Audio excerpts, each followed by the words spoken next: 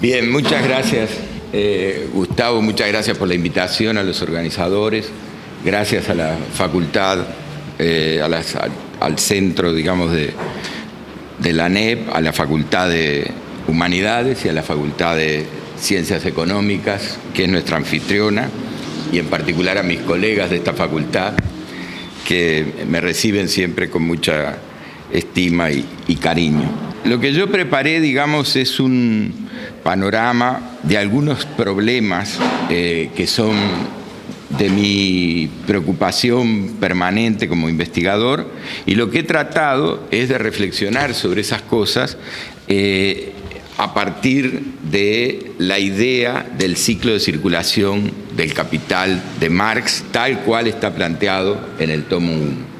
Y, por supuesto, esto, digamos, es parte de algo mucho más largo. Yo traté de apretar, pero creo que voy a tener que apretar todavía más de lo que ya lo había hecho. Leo. El ciclo de circulación del capital está inmerso en las relaciones entre las sociedades y la naturaleza. La descripción de la fórmula dinero, mercancía, dinero en el capitalismo y las explicaciones que Marx en el Capital propuso para interpretar cómo transcurren y se estructuran sus diversas fases, da pauta para interrogarse acerca de algunos aspectos actuales de la producción y la distribución. En ese marco, dialogar con las hipótesis que Marx planteó y con la lógica que usó para conectarlas es un ejercicio posible y quizás fructífero. En particular, se abordarán algunas de las siguientes preguntas sobre aspectos actuales. ¿La biodiversidad es una mercancía? ¿Es entonces transformable en capital? ¿El conocimiento que se incorpora a las mercancías es trabajo productivo porque genera plusvalor? ¿La innovación es consecuencia del progreso técnico? ¿Proviene entonces de la incorporación de la ciencia y la tecnología en las fuerzas productivas? El texto, como ustedes van a ver, parte de sobreponer dos esquemas y de descomponer el resultado conjunto en distintas partes, como era una costumbre en las lecturas del Capital que se hacían en los años 60 y 70 del siglo XX, cuando yo estudié estas cosas. El primer esquema es el del circuito naturaleza-sociedad y el segundo, el del ciclo dinero, mercancía, dinero. Yo siempre tengo en la cabeza este circuito que es muy simple y sobre el que voy a decir algunas cosas, y lo quiero que lo tengan ahí para que entiendan que me estoy refiriendo a los términos que ahí están planteados.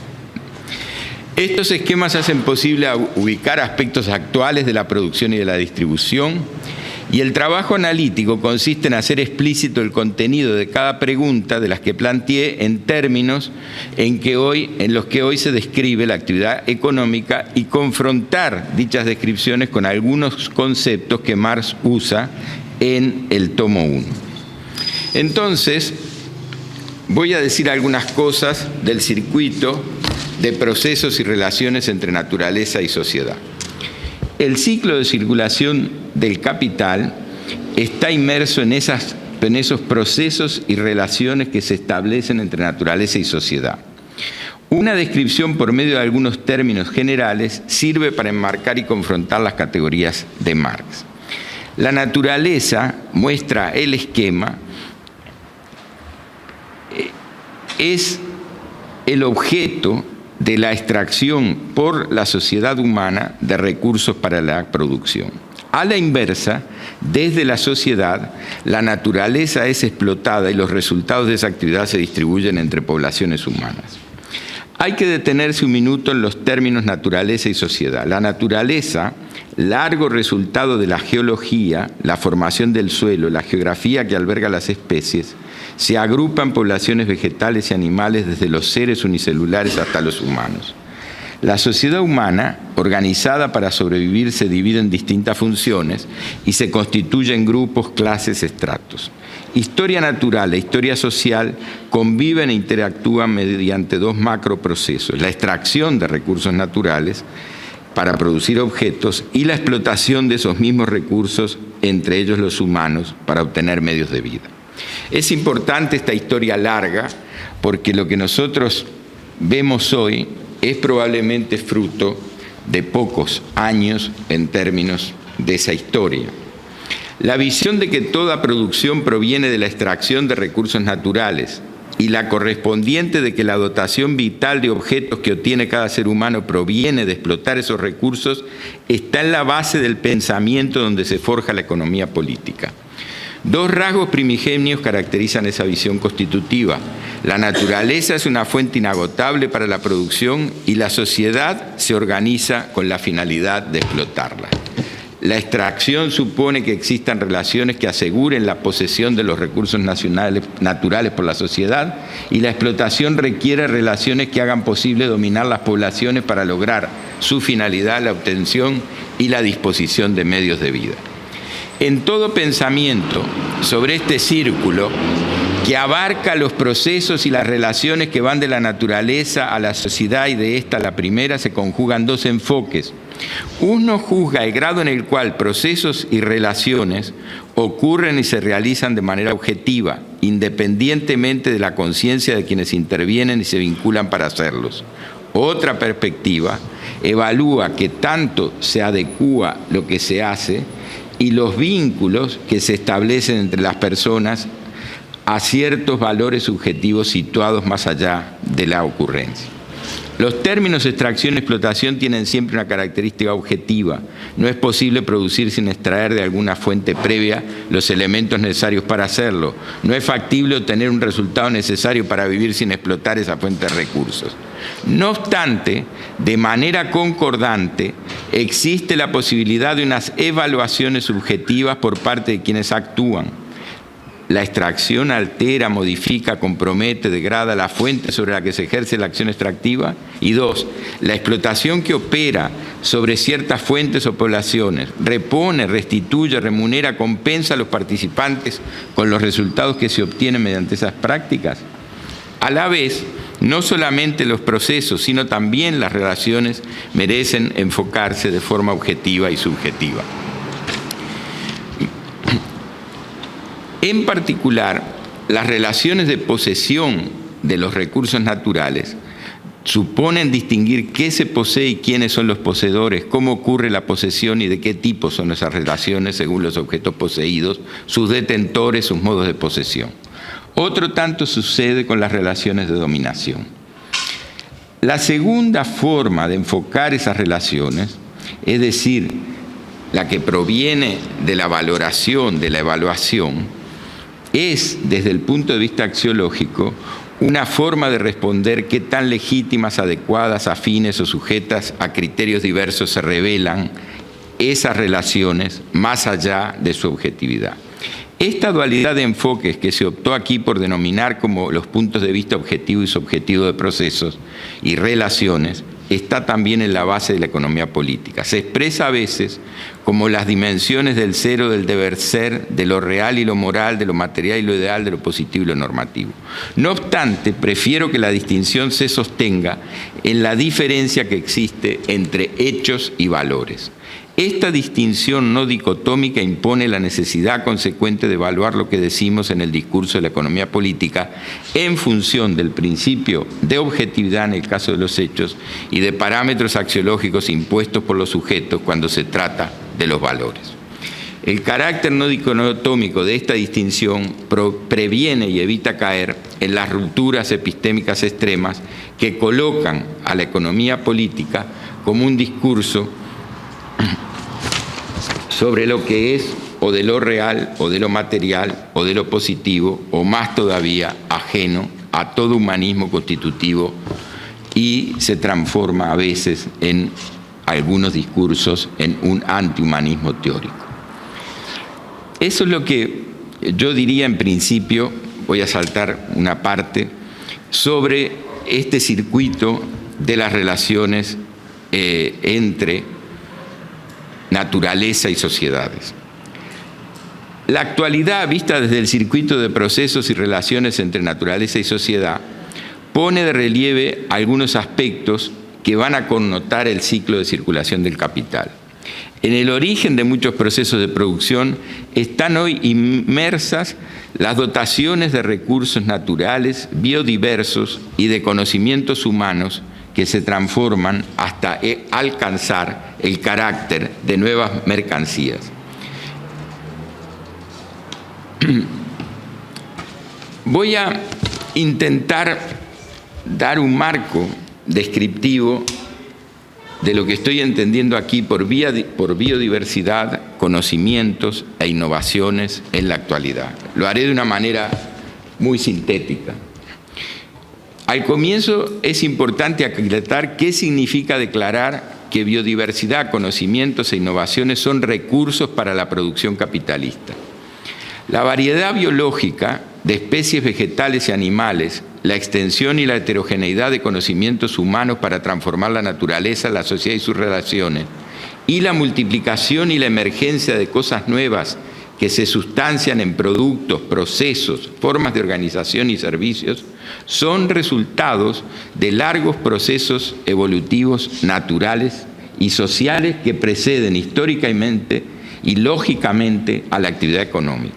En cada época del capitalismo, esos procesos pusieron de manera objetiva al alcance de quien posee una masa de dinero algunos de sus resultados como posibles recursos productivos para entrar en el ciclo de la circulación del capital. Desde las relaciones entre sociedad y naturaleza, es factible pensar qué son cada uno de esos recursos y dos, qué papel tienen en relación con la humanidad, para luego preguntarse, en virtud del ciclo de circulación del capital, qué requieren para ser intercambiables por dinero y cómo se transforman esos recursos productivos en sí mismos y respecto a sus fuentes de abastecimiento externas. Antes de responder a estas preguntas, se debe reflexionar desde el punto de vista de la economía política sobre la separación entre procesos de la historia natural y social y aquellos procesos pertenecientes a los modos de producción, en particular el capitalista y sus épocas. Tanto en los clásicos de la economía política como en Marx, que fue su crítico, las etapas de la actividad económica seguían un curso de desarrollo regido por los modos en que la humanidad se apropiaba de recursos naturales para su sobrevivencia y los transformaba. En cada etapa, las actividades económicas cambiaban para realizar procesos de apropiación y de transformación de los recursos originalmente naturales. El sentido de este cambio en el pensamiento clásico y también en Marx era visto como el perfeccionamiento y refinamiento de las formas de incorporación de los medios de producción y de aquellas de la división del trabajo requerido para transformarlos. En particular, Marx, como sabemos, concibió el capitalismo como uno de estos modos de producción y suponía cada vez mayor acumulación de recursos naturales cuyas formas de apropiación debían ser más extendidas, más duraderas, más adaptadas a su transformación productiva y, por ende, entendió que había métodos cada vez más expeditivos, cuando no violentos y punitivos, para lograr incorporar todos esos recursos naturales a el proceso de circulación del capital, a lo que él técnicamente llamó el ciclo de acumulación del capital. En el discurso de la economía política, esa separación primigenia es una prelación entre los procesos de las historias natural y social y aquellos de la actividad económica. Este dispositivo analítico es trasladable a cada época del desarrollo capitalista de la siguiente manera. Mientras en unas regiones del mundo los recursos naturales se han incorporado a la producción capitalista, en otras prevalece la separación que en el futuro desaparecerá mediante procesos de incorporación tardía. A su vez, en la economía política hay por un lado un juicio de necesidad sobre la incorporación masiva de los recursos naturales a la producción para extender y mejorar la economía, en particular en su modo capitalista de existencia, y por otro lado hay un juicio suspensivo, cuando no francamente favorable, en términos del progreso que genera el uso creciente de recursos naturales. De ahí la confrontación que resultará posible entre, por un lado, considerar que estos son siempre mercancías incorporables al ciclo de la circulación del capital y, por el otro, negar esa posibilidad, por lo menos para ciertos recursos naturales o para otros que también son resultados de la evolución natural y social. Voy a regresar a las preguntas de qué son biodiversidad, conocimiento, innovaciones, en cuanto a recursos. La biodiversidad es el resultado del proceso de la evolución natural sobre la superficie del planeta en relación con la atmósfera. De ahí su desigual distribución según zonas geográficas. Cuando se piensa en términos de extraer recursos de ella, son particularmente relevantes algunas de sus características. La biodiversidad de cada zona, junto con su medio ambiente, forma sistemas ecológicos. Son conocidas, entre muchas otras, las relaciones que tienen las poblaciones vegetales con el clima y con el ciclo del agua. Este rasgo supone que la intervención humana en esas zonas tendrá efectos sobre las condiciones de vida de las especies allí situadas. También es un rasgo destacable que los sistemas de ciertas zonas sean parte de otros en su mismo nivel o en otros niveles. Por lo tanto, las repercusiones locales tienen en algunos casos la posibilidad de amplificarse hacia otras zonas geográficas y también en contados y relevantes casos hacia el sistema global o planetario. La variedad implícita en la biodiversidad es la base de los procesos de evolución de los sistemas natural-ambientales a sus diversas escalas. Las formas y magnitudes de esos procesos evolutivos dependen de cuáles sean las relaciones y equilibrios que existan entre variedades. Al mismo tiempo, los territorios de la biodiversidad son muchas veces aquellos de asentamiento de diversos modos de la vida humana que se han moldeado históricamente. Es factible que muchas veces se esté ante la correspondencia entre las diversidades biológica y cultural.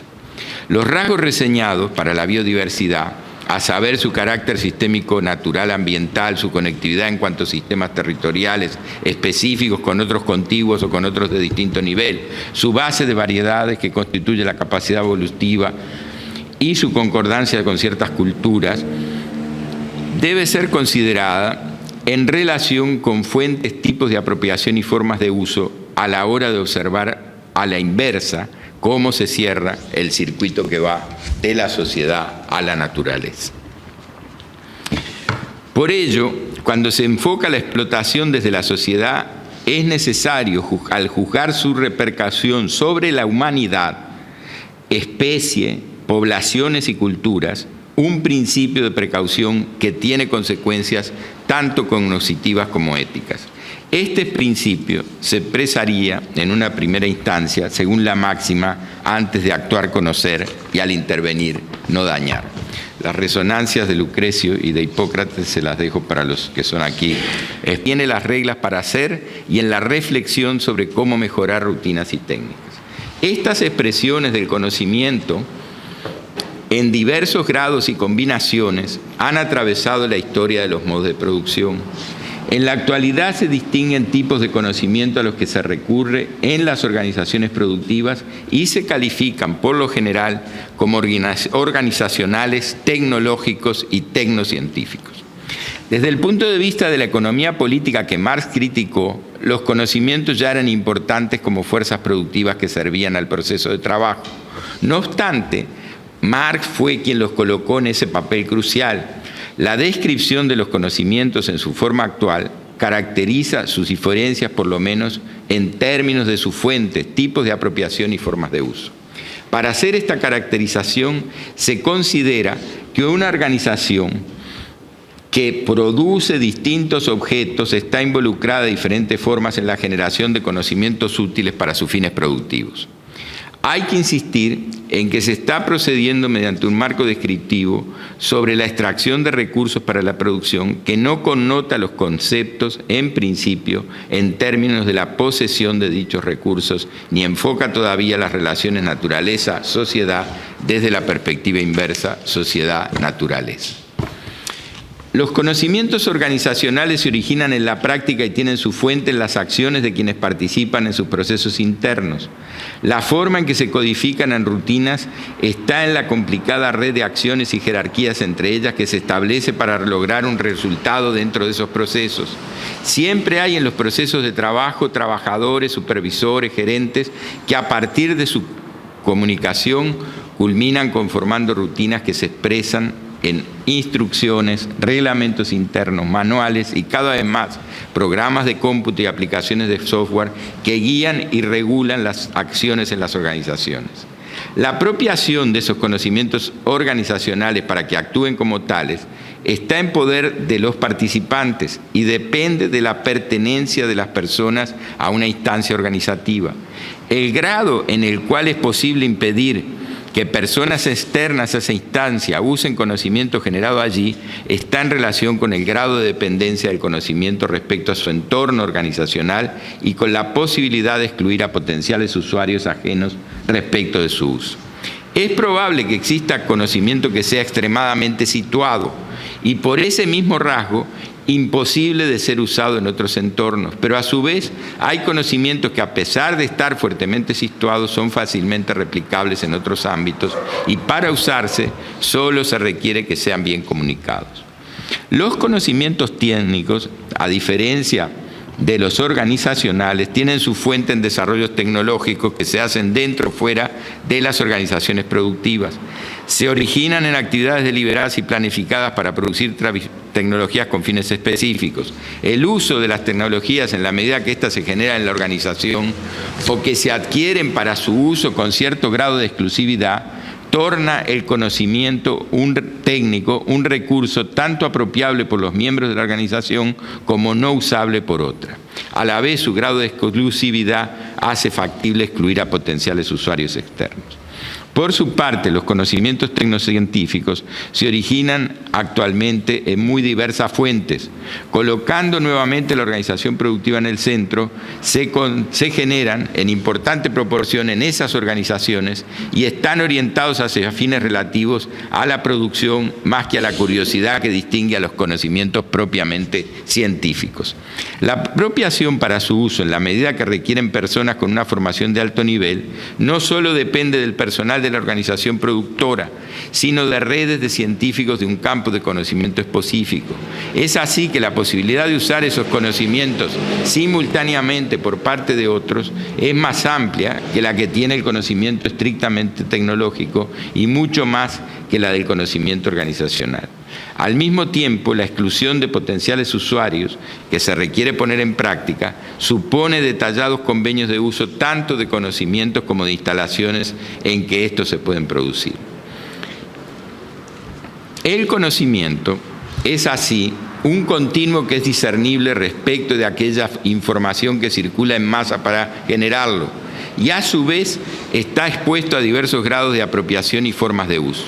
Por lo tanto, desde el punto de vista de su explotación por la sociedad, en correspondencia con su valor para la humanidad, se requiere introducir un principio de comunidad en el sentido de calificar su carácter de recurso que puede ser usado de manera simultánea por un conjunto de personas. Esto dota a ciertos conocimientos que circulan mediante diversos canales, redes en particular, de un carácter colectivo de uso compartido. Este principio relativo al uso común de ciertos conocimientos se formularía mediante la máxima siguiente: el conocer más común, mayor valor genera. Las innovaciones caracterizan en la actualidad los resultados de los procesos de producción. En particular, se requiere poner el acento en esos resultados. En primer lugar, en el sentido en que son novedades, tal vez, mejor dicho, novaciones. Juegan el papel de insumos que entran en otros procesos de producción. La generación de esas innovaciones proviene de relaciones y procesos que se concretan en el seno de las organizaciones o en redes constituidas por varias de ellas y tienen características que dependen crucialmente de la conjunción de distintas capacidades que suponen siempre la objetivación de conocimiento. Se requiere introducir elementos que hagan posible comprender cómo, en el caso de la biodiversidad y los conocimientos, cuáles son las fuentes, tipos de apropiación y uso en relación con cada uno de los rasgos que tienen las innovaciones. Toda innovación sustituye en algún grado, que va de lo radical a lo moderado, algunas cosas o la forma de hacerlo. Y eso ocurre porque ese reemplazo genera un beneficio, sea este pecuniario y más común, u otro que provenga de otras formas de medir qué tanto aporta esa nueva entidad por encima de lo que perjudica. En este sentido, la innovación impone el cambio porque no hacerlo supone, en algún sentido, perder algo. La cuestión de qué se valora y cómo se hace es un problema que se resuelve en cada caso. El origen de una innovación está en la combinación de distintos insumos como cualquier otro objeto económico. No obstante, lo distintivo de ellas es que dicha combinación es una interacción de capacidades cuyos funcionamientos y relacionamientos requieren conocimientos en mayor grado respecto a los objetos sustituidos. Desde el ángulo de la economía política clásica y de manera notable desde el punto de vista de Marx, las mercancías como resultado de la producción objetivan el esfuerzo humano, el trabajo. La capacidad humana que se realizaba en las mercancías eran las distintas calidades de trabajo existentes. Estas capacidades eran funcionamientos y relacionamientos de los trabajadores que en Marx configuraban ese trabajador colectivo cuyos integrantes individuales, transformados en cosas, fetichizados, interactuaban a través de los sistemas de máquinas y los modos de organización cooperativa impuestos por el capital al interior de la gran industria. En la actualidad, la composición de esas capacidades está formada cada vez menos por categorías laborales de menor calificación. A su vez, aquellos trabajos de mayor calificación son reemplazados de manera creciente por el uso de conocimientos cuya incorporación a los objetos producidos depende de procedimientos indirectos que se expresan en instrucciones, aplicaciones de software, sistemas automáticos, robots y expertos basados en inteligencia artificial. En consecuencia, las innovaciones son novaciones cuyo uso impuesto por el beneficio son supervinientes de la interacción de capacidades, están ancladas en una medida cada vez mayor en conocimientos expresados de manera indirecta en objetos intangibles. Si se enfoca ahora el retorno de la sociedad a la naturaleza, desde la explotación de las innovaciones en particular, se observa que su concreción depende inevitablemente de poblaciones humanas que han desarrollado capacidades de conocimiento hasta los límites actuales. Es imperativo, por ello, el principio que se expresa en la máxima que sigue: innovar sin cosificar el conocer. Si se toman estas respuestas a qué son cada uno de los recursos aludidos y a la vez se supone que las precauciones estipuladas circunscriben cuál es el papel que tienen en relación con la humanidad, es factible pasar del circuito naturaleza sobre sociedades al ciclo de circulación del capital. Bien, voy a resumir lo resumible.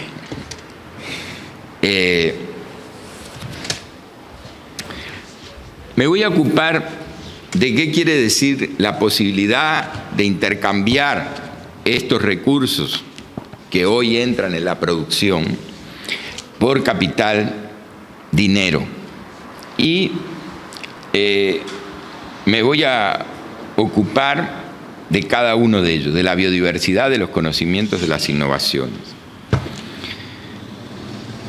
Desde el punto de vista de la teoría del valor, cada recurso, en cuanto posible mercancía, tendrá un valor determinado por la cantidad de trabajo socialmente necesario.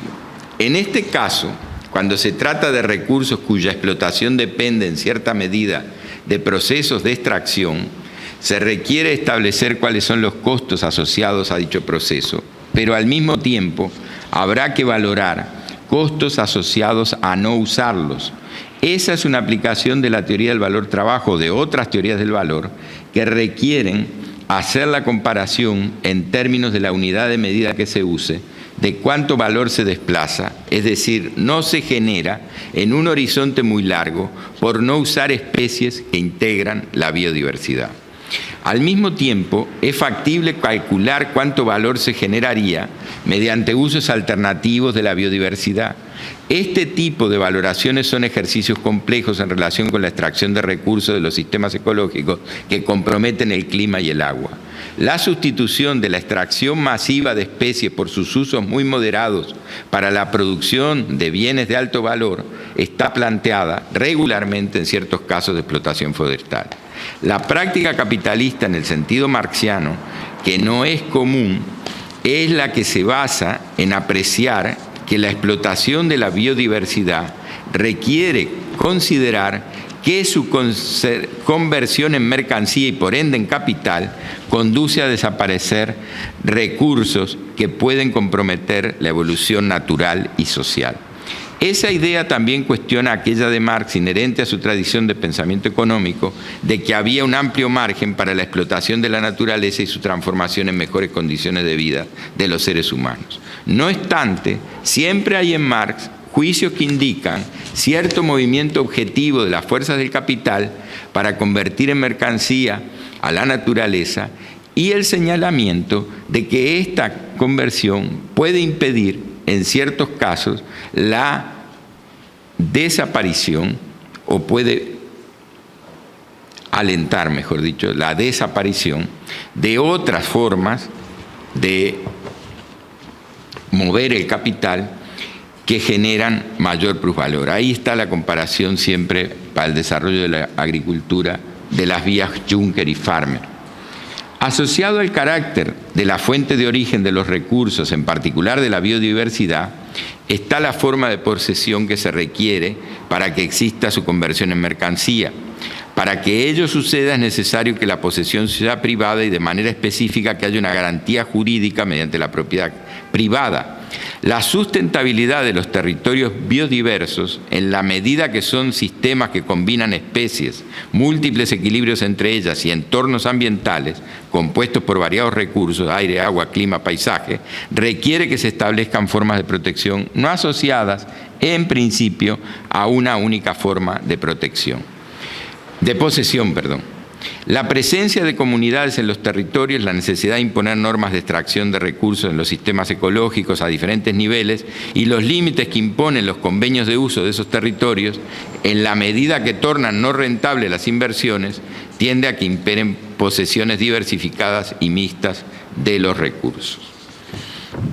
El conocimiento, que en tanto recurso puede convertirse en mercancía, no es fácilmente identificable con productos del trabajo calificado para estimar qué tan productivo es, en el sentido marxiano, aquel de producir trabajo excedente que origina plusvalor.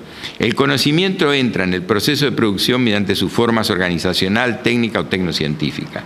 En su primera forma, tiene las características de un recurso generado por medio de la colaboración entre instancias de las organizaciones productivas que se difunden entre los participantes. Tendría en principio, y para cada individuo, la característica de aumentar la calificación del trabajo simple en uno más calificado. Por lo tanto, en el proceso de producción capitalista aumentaría la cuota de trabajo excedente respecto al necesario. Sin embargo, en la medida en que el conocimiento contribuye a configurar el trabajador colectivo y sus funcionamientos y relacionamientos supervinientes, no será fácilmente reducible a unidades de trabajo homogéneo y, por tanto, convertible a trabajo simple para calcular el trabajo socialmente necesario. Probablemente, a partir de ese umbral que supone el conocimiento, es constitutivo del trabajador colectivo, pasando por el conocimiento técnico y hasta el tecnocientífico, en esos casos se requiere introducir una valoración no laboral del conocimiento, en la medida que su incorporación a los objetos producidos no es fácil.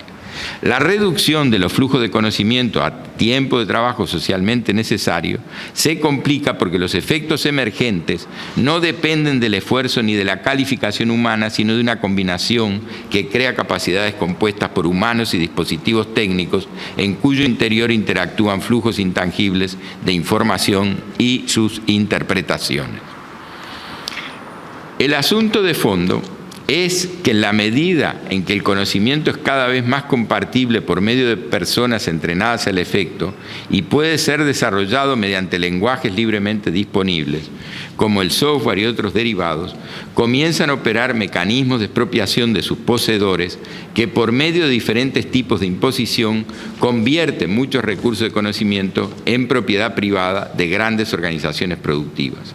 Hay una acumulación primitiva en este nuevo espacio que no opera con los métodos usados para los recursos naturales, procede por convenios y procedimientos de exclusividad limitada y mediante sistemas de seguridad que, aunque logran su objetivo a corto plazo, se tornan ineficientes en la medida que las formas sociales de dominación no los respaldan. Puedo hablar otro poco de las innovaciones, pero me importa, tal vez más que seguir ahondando en cómo pensamos